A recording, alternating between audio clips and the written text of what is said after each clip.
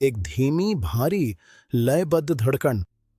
ये आवाज एक व्यस्त, अफरा तफरी भरे व्यापारिक केंद्र की पृष्ठभूमि में धीरे धीरे दब जाती है। फ्रेंच और अंग्रेजी आवाजों का शोर, सिक्कों की खनक, भारी लकड़ी के बक्सों की धमक। 6 जून 1822 मैकेनैक द्वीप पर अमेरिकन फर कंपनी की खुदरा दुकान दमघोटू माहौल में है। गर्मियों की हवा भारी है, जिसमें कच्ची बीवर की खालों की तीखी बदबू, बासी विस्की और थके हुए यात्रियों के नहाए न हुए शरीरों की गंध खुली हुई है। एक पल में व्यापार का रोजमर्रा का शोर एक शॉटगन की कान फोड़ू गड़गड़ाहट से थम जाता है, जो महज 3 फीट की दूरी पर गलती से चल जाती है।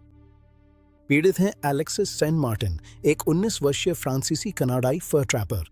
गोली का धमाका उसके बाएं स्तन के ठीक नीचे लगता है। विनाशकारी तबाही मच जाती है। शीशे की गोलियां और जलती हुई वार्डिंग उसकी पसलियों को चकनाचूर कर देती हैं, उसके डायफ्राम को फाड़ देती हैं। डायफ्राम जो छाती और पेट को अलग करता है और उसके पेट में सीधा एक छेद कर देती हैं। यहां प्रवेश करते हैं डॉक्टर विलियम ब्यूमॉन्ट, जो पास के किले में तैनात यूनाइटेड स्टेट्स आर्मी के सर्जन हैं। जब ब्यूमॉन्ट वहां पहुंचते हैं तो हवा में खून की धातु जैसी तीखी गंध और काले बारूद की तीखी धुएं की बू फैली होती है। पिसे हुए ऊतकों की जांच करते हुए ब्यूमॉन्ट उस गुफा से कपड़े के टुकड़े और टूटी हुई हड्डियां निकालते हैं। उनकी भविष्यवाणी निराशाजनक लेकिन चिकित्सकीय रूप से सटीक। वो नोट करते हैं कि मरीज का नाश्ता फिलहाल उसके पेट से बाहर निकल रहा है। ब्यूमॉन्ट घाव को साफ करते हैं, पट्टी लगाते हैं और चले जाते हैं, ये मानकर कि सेंट मार्टिन रात नहीं बच पाएंगे। लेकिन इतिहास और मानव शरीर दोनों ही बेहद जिद्दी होते हैं। दिन हफ्तों में बदल जाते हैं। सेंट मार्टिन भयंकर बुखार, संक्रमण और 19वीं सदी की सीमांत क्षेत्र की कच्ची, अस्वच्छ चिकित्सा प्रक्रियाओं को सहते हैं। फिर भी वो मरते नहीं है। इसके बजाय शरीर एक हताश जैविक समझौता करने की कोशिश करता है। जैसे ही टूटा हुआ मांस भरता है, सेंट मार्टिन के पेट के किनारे ट्यूनिका म्यूकोसा या श्लेष्म झिल्ली उनकी बाहरी इंटरकोस्टल मांसपेशियों और बाहरी त्वचा से चिपक जाती है। 17 महीनों की कठिन रिकवरी के बाद घाव आखिरकार स्थिर हो जाता है, लेकिन वो बंद नहीं होता। प्रकृति ने एक फिस्टुला बना दिया था, जो लैटिन शब्द है जिसका अर्थ है पाइप या नली। चिकित्सा पैथोलॉजी में फिस्टुला 2 खोखली जगहों के बीच एक असामान्य संबंध होता है। सेंट मार्टिन के मामले में ये एक फिस्टुला गैस्ट्रिका था, एक स्थायी 1 इंच का छेद जो सीधे बाहरी दुनिया से उनके पाचन तंत्र में जाता था।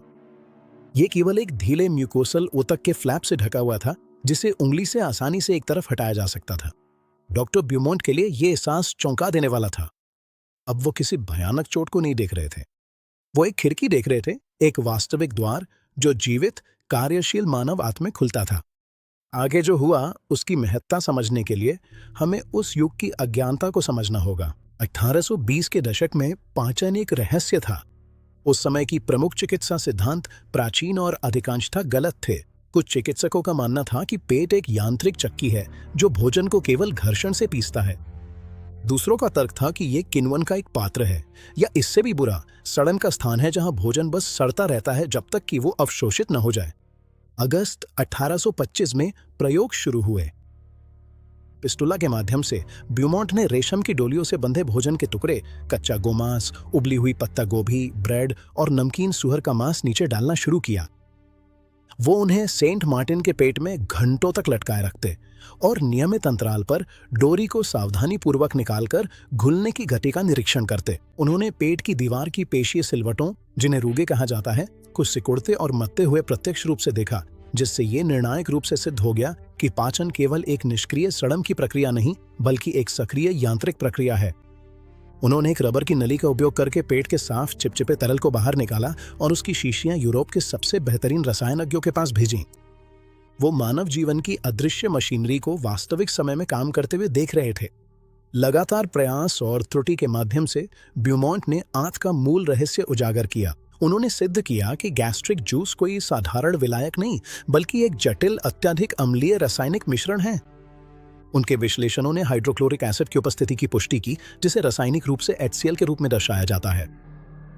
उन्होंने ये प्रदर्शित किया कि पाचन मुख्य रूप से इस अम्ल के स्राव द्वारा संचालित एक रासायनिक प्रक्रिया है, जिससे यांत्रिक चक्की और सड़न के सिद्धांतों को हमेशा के लिए नष्ट कर दिया गया। लेकिन ब्यूमॉन्ट की टिप्पणियां केवल बुनियादी रसायन शास्त्र तक ही सीमित नहीं थी। उन्होंने देखा कि पेट का मन से गहरा संबंध है।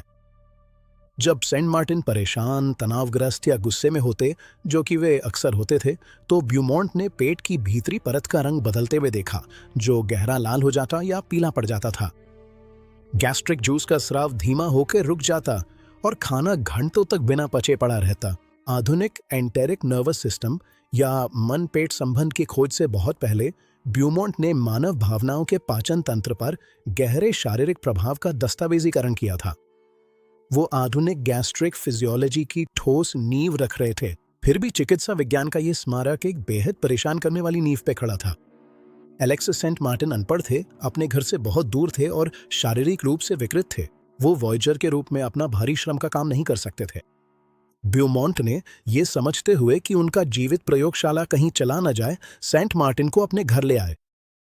उन्होंने उसे खाना खिलाया, कपड़े पहनाए और उसके घाव की मरहम पट्टी की। लेकिन ये दया नहीं थी, ये स्वामित्व था। जब सेंट मार्टिन स्वाभाविक रूप से कनाडा के जंगलों में अपमान से बचने के लिए भाग गए, जहां उनके पेट में खाना डाला जाता था, तो ब्यूमॉन्ट ने उन्हें ढूंढने में सालों लगा दिए। आज्ञाकारिता सुनिश्चित करने के लिए ब्यूमॉन्ट ने सेंट मार्टिन से बंधुआ मजदूरी का अनुबंध साइन करवाया। युवक कानूनी रूप से ब्यूमॉन्ट की चिकित्सीय जांच के लिए बाध्य था और उसे दर्दनाक, अपमानजनक प्रयोगों के बीच लकड़ी काटने और पानी ढोने के लिए मजबूर किया गया था। सेंट मार्टिन मूल रूप से एक मानव परीक्षण विषय बन गए थे, जो उस समय में कानूनी रूप से फंसे हुए थे, जब सूचित सहमति या चिकित्सा नैतिकता जैसी कोई अवधारणा नहीं थी। वो एक ऐसा व्यक्ति बन गया था जिसे केवल उसकी शारीरिक रचना के योग तक सीमित कर दिया गया था। वैज्ञानिक प्रगति में अद्भुत छलांग और मानव गरिमा की पूरी तरह से अनदेखी के बीच का ये तनाव ब्यूमॉन्ट की विरासत पर सबसे गहरा साया बना हुआ है। अपने पेट पे गंभीर चोट और लगातार प्रयोगों के बावजूद एलेक्सिस सेंट मार्टिन में लोहे जैसी सहनशक्ति थी। उन्होंने शादी की, कई बच्चों के पिता बने, डॉक्टर ब्यूमॉन्ट से लगभग 3 दशक अधिक जिए और 1880 में 83 वर्ष की उल्लेखनीय आयु में उनका निधन हुआ। उनकी मृत्यु के बाद चिकित्सा समुदाय गिद्धों की तरह टूट पड़ा। प्रसिद्ध चिकित्सकों ने सेंट मार्टिन के शरीर के अधिकारों के लिए परिवार को भारी धनराशि की पेशकश की, ताकि उनके प्रसिद्ध पेट को जार में संरक्षित कर संग्रहालय में प्रदर्शित किया जा सके। हालांकि उनके परिवार ने अब तक बहुत कुछ सह लिया था। एक अंतिम सुरक्षात्मक विद्रोह के रूप में उन्होंने उनके शरीर को कई दिनों तक तेज धूप में सड़ने दिया, जिससे वो शरीर विज्ञानियों के लिए बेकार हो गया। फिर उन्होंने उन्हें 8 फीट गहरी कब्र में दफनाया और ताबूत पर भारी पत्थर रख दिए, ताकि कोई भी महत्वाकांक्षी कब्र चोर उसे निकाल न सके। एलेक्सिस सेंट मार्टिन को एक बिना नाम की कब्र में विश्राम मिला, आखिरकार विज्ञान की टकटकी से हमेशा के लिए मुक्त। आज हर गैस्ट्रोएंटेरोलॉजिस्ट, हर मेडिकल छात्र जो पाचन तंत्र का अध्ययन करता है, और वास्तव में हर वो व्यक्ति जिसने कभी जलन वाले पेट को शांत करने के लिए एंटासिड लिया है, वे सभी उन 2 लोगों द्वारा बनाई गई राह पर चल रहे हैं।